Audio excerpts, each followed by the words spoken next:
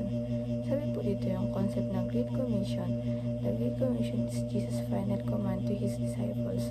Go and make disciples of all nations. Sabi po yan sa Matthew 28 verses 18 to 20. It is not a suggest, it is a mission for every believer. Jesus, with all authority in heaven and on earth, calls us to share the gospel, baptize, and teach others to follow Him. This global call begins in our homes, neighborhoods, and daily lives. At ang Bible verse mo matatagpuan sa Matthew 28 verses 18 to 20. And Jesus came and said to them, all authority in heaven and on earth has been given to me. Go therefore and make disciples of all nations, baptizing them in the name of the Father, and of the Son, and of the Holy Spirit, teaching them to observe all that I have commanded you, and behold, I am with you always to the end of the age. Lumapit si Jesus at sinabi sa kanila, ibinigay na sa akin ang lahat ng kapangyarihan sa langit at sa lupa. Kaya't humayo kayo, gawin ninyong alagad ko ang mga tao sa lahat ng bansa. Bautismuhan ninyo sila sa pangalan ng Ama at ng Anak at ng Espiritu Santo. Turuan niyo sila sumunod sa lahat na inuutos ko sa inyo.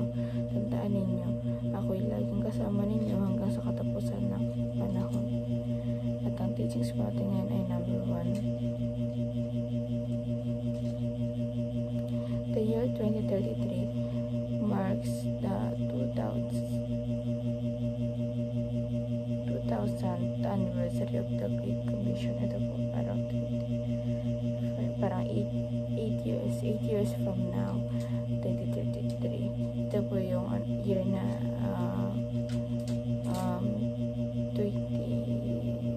2000 year ago, or 2000th anniversary of the Great Commission ng ating Panginoon.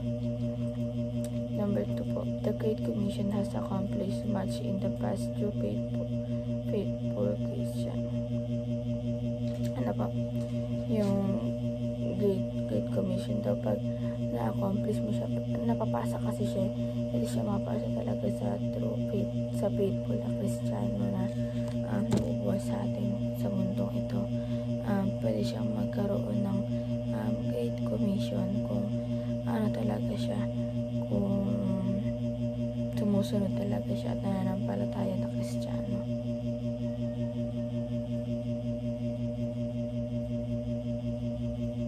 And number 3 naman po, the Great Commission will continue to succeed through faithful Christians today.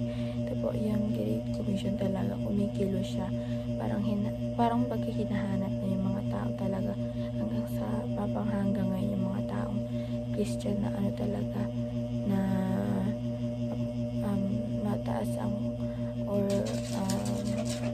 mataas or malalim na yung pagkakilala sa ating Panginoon, yung sumusunod talaga sa kanya ng palataya, ganun. Yun po yung parang tinatarget ng Great Commission na sa mga Christian, sa mga faithful Christians nowadays. And application naman po, paano dito ma-apply sa ating buhay. Join the GC 2033 Mission Campaign. Ito po, mag-join daw po tayo para sa darating na campaign ng GC 2033. Ito po, ang tagal pa niya kung tuusin, pero hindi siya matagal, mabilis lang to 8 years. Sabi nga ni Pastor Russell, ito daw talagang pinaka-excite na mangyayari dito sa ating mundo. Number 2 po, start a discipleship group or micro-churches. Ito po, bilang di ba tayo nag-churches, parang natin, parang lumabas tayo sa comfort zone na rin, mag-explore tayo. Kaya diba may mga D-group tayo, small group, parang pwede tayong magturo doon para kung ano yung knowledge talaga natin, na kung anong meron tayo na natutunan sa church, sa bahay sambahan, ma-share natin sa kanila. Number 3 po, pour out yourself into this mission. Ito po, parang ikaw, ano mo sarili mo, huwag mo hayaan na ma-left out ka dito, dapat kasali ka, dapat ikaw yung sarili mo, dapat may